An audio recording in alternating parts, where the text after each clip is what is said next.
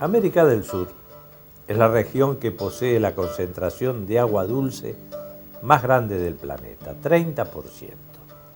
Tiene 3 grandes cuencas que unidas entre sí podrían constituir un corredor fluvial que una Buenos Aires con el Caribe. Se puede decir que América del Sur es el continente de las aguas. La naturaleza ha dotado a nuestro continente con la mejor red fluvial de la Tierra y que solamente espera ser aprovechada de manera cabal.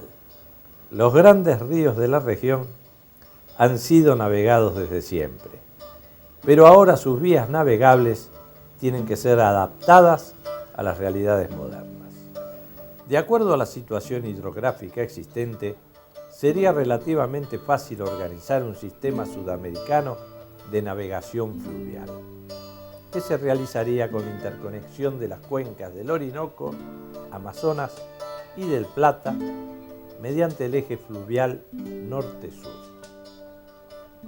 Este eje fluvial de casi 10.000 kilómetros está constituido por los ríos Orinoco, Cassiquiare, Negro, un corto tramo del Amazonas, seguido por los ríos Madeira, Mamoré, Guapuré y en el cono sur los ríos Paraguay y Paraná que desembocan en el Río de la Plata.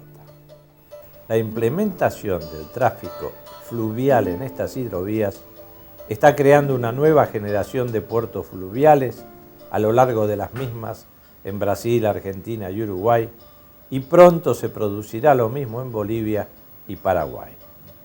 El anuncio de un emprendimiento así servirá para que tomemos conciencia en su real dimensión de la riqueza que poseemos los suramericanos. Basta con indicar que si la hidrovía Paraguay-Paraná conectara eficientemente el puerto de Cáceres en Mato Grosso con el de Nueva Palmira en Uruguay, la soja brasileña y paraguaya podría desembarcar en el exterior $25 más barata por tonelada que la soja de Estados Unidos. De la misma forma, si la hidrovía careciera de los obstáculos de dragado y balizamiento que hoy tiene, lo que actualmente se transporta en 30 días podría llegar a transportarse en un máximo de 10 días. El embarque y transporte por la hidrovía representa un marco, un encuadre, una referencia de gravitante importancia para el proceso de integración latinoamericano. Cuenta la historia que von Humboldt, cuando andaba cerca de las Guayanas tratando de hacer el relevamiento de las especies, de encontrar novedades naturalistas, se dio cuenta que realmente las cuencas que atravesaban nuestro continente encerraban un potencial muy importante para el desarrollo de lo que todavía ni siquiera era la América original, cuando todavía no habían aparecido las naciones. Y fue Sarmiento, aquí en la República Argentina, el que primero investigó esta cuestión. Sarmiento decía que este redescubrir de América Latina a través de sus ríos iba a dejar atónito al mundo, porque indudablemente estábamos hablando de una vértebra fluvial que, como lo explicaba el video, atraviesa de norte a sur todo el continente. Es una especie de Mare Nostrum latinoamericano. No solamente tiene la importancia desde el punto de vista de la integración económica y cultural, sino que tiene, como veremos más adelante, una fuerte impronta desde el punto de vista estratégico militar. Son aguas interiores. América Latina no debería compartir el riesgo de ir hacia sus dos océanos, sino que haría todo su desarrollo, su navegación interior, su intercambio comercial y su estrategia de defensa al interior de la parte continental. ¿Y por qué digo esto? Porque recientemente ha aparecido sobre nuestros espacios marítimos nuevamente la presencia de los Estados Unidos. Ustedes saben que se ha puesto en marcha el operativo a través de control sobre los dos océanos con la cuarta flota de los Estados Unidos. Una cuarta flota que fue creada promediando la Segunda Guerra Mundial como mecanismo de defensa para las incursiones de los submarinos de la Alemania nazi sobre nuestras aguas, y que en realidad nunca se puso en marcha porque nunca hubo una hipótesis de conflicto como las que ellos creen en este momento advertir. Stevenson dice que en realidad esta flota que se va a mover sobre los dos océanos va a navegar más en aguas de color marrón que las de azul marino de los océanos. Y realmente, si nosotros pensamos por qué ocurre esto, es porque los Estados Unidos han desarrollado en los últimos tiempos toda una teoría de las capas superpuestas. Para ellos, sobre el continente latinoamericano habría una primer capa que fue la capa del experimento neoliberal, la apertura económica, las privatizaciones de la empresa pública, y en definitiva esto preparaba las condiciones para el abortado ALCA. La segunda capa que aparece es la capa sobre los recursos naturales. Para ellos los recursos naturales, llámese la Amazonia, la Patagonia, el sector antártico o el escudo guyanés, que tiene su importancia desde el punto de vista de la plataforma de lanzamiento y de control aéreo en el continente latinoamericano, para ellos estos son bienes de toda la humanidad. Una tercera capa es la capa de las reformas vía la constitución de nuestros países. Según la visión de los Estados Unidos, nuestra constitución no permite el ingreso de capitales, no son flexibles para atraer las inversiones, no respetan los desafíos que impone la nueva economía globalizada. Brasil utiliza cada día más las hidrovías del río Amazonas para los transportes de minerales, productos agrícolas, a través de los ríos Amazonas, Madeira, Tapajos, Tocantins y Araguayá. Y la carga general en el Amazonas, el Río Negro, el Madeira, el Purus y el Acre. Se estima que el volumen de las mercancías transportadas en 1999 por las hidrovías del Amazonas Solimoes se acerca a los 7.200.000 toneladas por año. 3 millones de toneladas de la carga general ha sido desplazada en el último año por esta hidrovía y corresponde al transporte de los materiales empleados para la construcción del gasoducto de Bolivia hacia Brasil. En la Amazonia de Brasil se realiza un importante número de servicios de transporte de pasajeros. En el 99, solamente en el puerto de Manaus, se ha estimado un movimiento de unas 10.000 personas al día. Pero se considera que no más de la mitad de los pasajeros utilizan el muelle del puerto de la ciudad, porque la otra mitad se traslada por medio de embarcaciones que atracan en la orilla por donde se puede. Las autoridades de Manaus están construyendo actualmente una gran terminal, lo que va a mejorar la situación y asegurar un mayor confort y seguridad para los pasajeros. En Brasil se dio un gran impulso a la navegación por los ríos, con el programa Brasil en Acción, en el cual se va a impulsar y mejorar la navegación fluvial de los ríos Madeira, Tocantins, Araguayá y San Francisco. Todo este programa va a continuar con el nuevo plan Avanza Brasil. La cuenca del Amazonas es la mayor del mundo y se extiende sobre casi 7,5 millones de kilómetros cuadrados, de manera que grandes territorios se encuentran en esta gigantesca olla hidrográfica donde los cursos de agua constituyen las mejores vías de comunicación. Por estos lares, los ríos comandan la vida. Como en el caso de la cuenca del Orinoco, en la cuenca del Amazonas vive un número bastante reducido de personas, factor que no favorece el desarrollo de los transportes fluviales. Sin embargo, en los últimos decenios la población ha crecido mucho, por lo cual los ecólogos manifiestan su preocupación. El Perú ha planificado el desarrollo de los modernos puertos de Pucallpa y Yurimaguas, al final de las carreteras que ligan la selva con la orilla del Pacífico.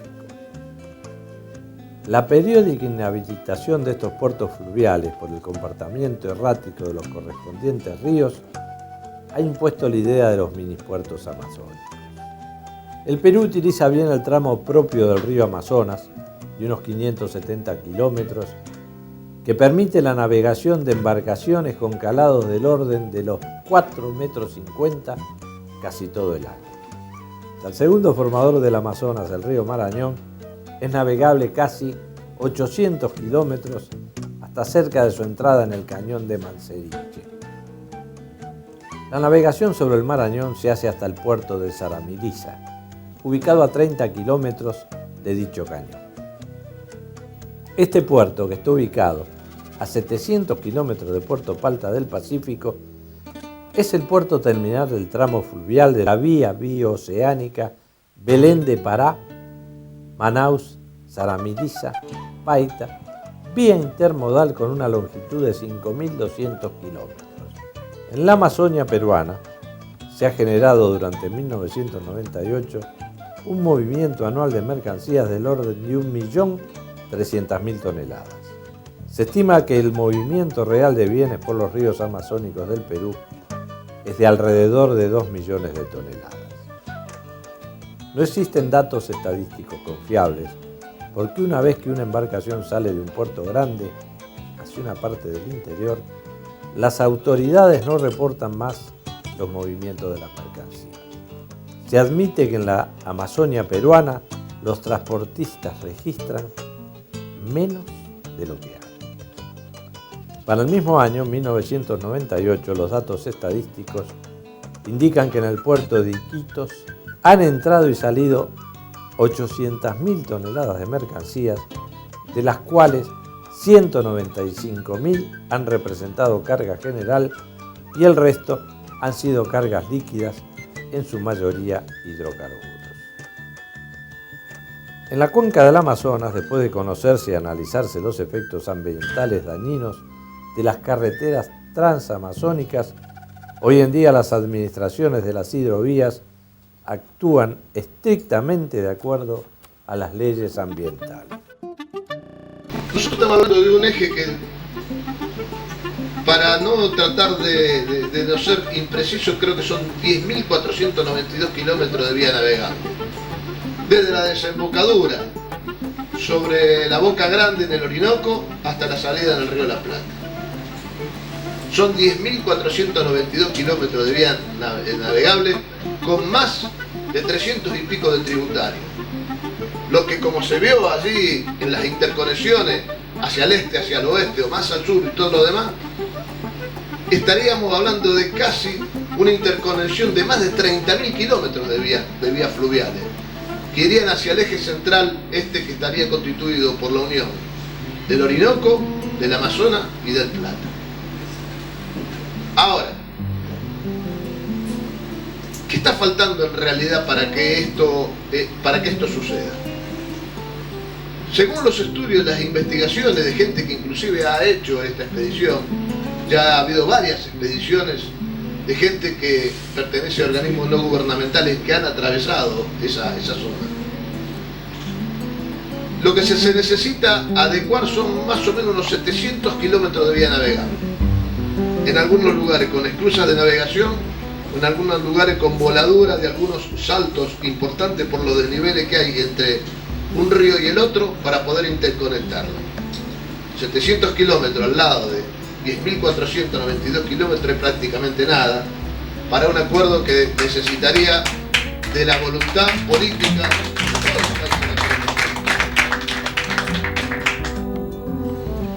Pero ¿de qué estamos hablando desde el punto de vista geoeconómico? El hinterland, es decir, la zona de influencia alrededor del eje fluvial, es igual a 1,5 veces la superficie continental de todos los Estados Unidos. De esto estamos hablando. Y estamos hablando de un medio de transporte que es 7 veces menos contaminante que cualquier otro medio de transporte y 3 veces más barato que el ferrocarril. Cualquiera que eche un vistazo sobre el mapa de América Latina se va a dar cuenta que el desarrollo de nuestro continente es costero. Normalmente mucho más allá de los 150 o 200 kilómetros empieza o la selva o el territorio que no está urbanizado. Es una herencia que nosotros portamos desde España o desde Portugal. Y esto recorre todo el continente. Colombia tiene la soberanía sobre 116 kilómetros de la orilla derecha del río Amazonas. En la misma cuenca del río Amazonas, en Colombia, se mencionan los ríos Guainía, Río Negro y Baupés. Colombia está adaptando sus leyes y reglamentos para los transportes acuáticos a la situación actual, con la filosofía de tratar de implicar más a los empresarios privados y a la vez mejorar y hacer más seguros los servicios ofrecidos por las empresas del ramo.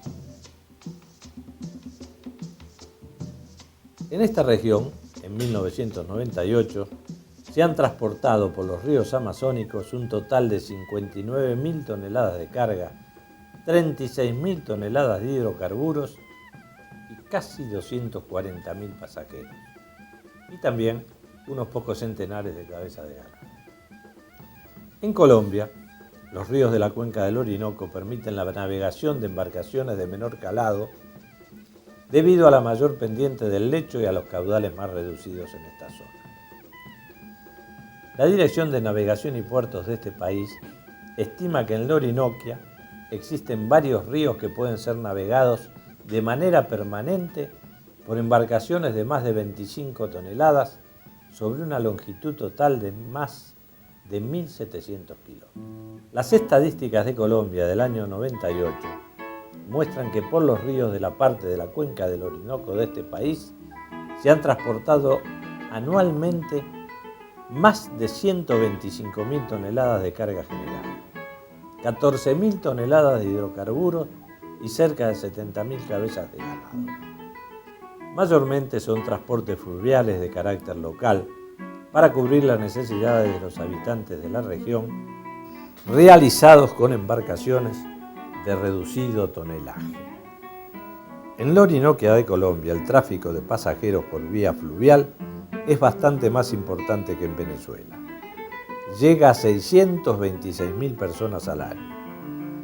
Por razones de geografía, Brasil, Colombia y Venezuela no pueden sostener intercambios económicos por la vía fluvial del Orinoco, debido a la falta de una adecuada interconexión entre las cuencas de los grandes ríos Orinoco y Amazonas. Pensamos que en 1880 y pico Humboldt descubrió esto. Y recién en 1941 los países de la Cuenca del Plata en su conferencia en Montevideo lo volvieron a poner sobre la agenda justamente como el desafío más grande que debía tener América Latina. Y sin embargo, esto no ha ido prosperando, ha estado casi olvidado en las agendas de los diversos gobiernos. Le voy a dar solamente un dato. En el tramo sur, lo que se conoce en el territorio nuestro, Paraguay, Uruguay, Bolivia, Brasil, Argentina, la hidrovía Paraná-Paraguay. La hidrovía Paraná-Paraguay empezó hacia los finales del 90 con menos de 1 millón de toneladas. Por esa vía, desde arriba de Asunción, desde Corumbá, que son casi 3.000 kilómetros, hasta la salida al mar, bajaban nada más que cerca, no llegaban al 1 millón de toneladas. Para el año 2006 estábamos bajando por allí 13 millones de toneladas. Este año estamos casi en los 20 millones de toneladas. Y se calcula que para el 2020 vamos a estar en los 50 millones de toneladas. Entonces, estamos hablando de un desarrollo intenso donde desgraciadamente hoy únicamente está funcionando como un corredor de exportación. Y en realidad, lo que deberíamos hacer los pueblos, los diseños de las políticas de infraestructura, la planificación territorial, es que no sea un corredor de exportación, porque si no estaríamos repitiendo el mismo tejido y la misma traza que nos dejó la colonia. Cuando nosotros vemos que al interior de eso está el agua dulce, pero la inmensidad de recursos naturales todavía inexplotados. Cuando vemos que esto desemboca cerca de las acerías en Venezuela, en Ciudad Guayana, y además sobre 2 vías navegables que son de ultramar, porque la embocadura del río Orinoco hasta la ciudad Guayana es navegación de ultramar, entra un buque de más de 30 pies de calado. Y en la zona del Amazonas, en Manaos, también, en nuestro país, están bajando trenes de barcaza desde arriba, desde Corumbá, o con mineral de hierro o con soja, mayoritariamente con soja, desde ahí arriba, están bajando trenes de barcaza de casi 50.000 toneladas, igual que un barco de ultramar. Estoy hablando de 30 barcazas de 1.500 toneladas cada uno con un convoy, que en su totalidad máxima tiene casi 350 metros de eslora. Eso baja por el río. No se ve acá porque no llega hasta el Río de la Plata. Eso termina en las terminales portuarias de aguas arriba de Rosario. Pero eso es lo que está bajando. Las estadísticas 1989-1996 muestran que en Bolivia, en la cuenca de los ríos Sichilo y Mamoré, se ha llegado a transportar unas 100.000 toneladas al año. 10.000 toneladas en la cuenca del Beni, Madre de Dios y Orton, y hasta más de 100.000 toneladas por las aguas del lago Titicaca. Al solucionarse el problema de la obstrucción de la navegación por el Alto Madeira, el transporte fluvial de la Amazonia boliviana se va a incrementar de una manera espectacular. Los transportes fluviales en la parte de la cuenca del Amazonas, de Colombia, del Ecuador y de Bolivia son influenciados de manera negativa por las deficientes redes de carreteras y de ferrocarril de estos países. Todos estos hechos explican tanto el reducido desarrollo de los puertos fluviales como los escasos volúmenes de transporte fluvial registrados. Para mí, el estrangulamiento de Bolivia sin una salida al mar es un fracaso de la integración, es un fracaso de la diplomacia. Que Bolivia sigue estrangulada. Sin embargo, muy pocas veces se dice esto. A pesar de que todos venimos y que bien que está la revolución, que los compañeros que están en Bolivia, pero sin embargo nadie hace el esfuerzo como para abrir rápidamente un corredor que le dé la salida a ese pueblo. Porque todos sabemos que un pueblo que está estrangulado por su condición mediterránea tiene pocas posibilidades. En Venezuela, la hidrovía del Orinoco se está complementando con la navegación del río Apuré y el río Portugués hasta el puerto del Baúl.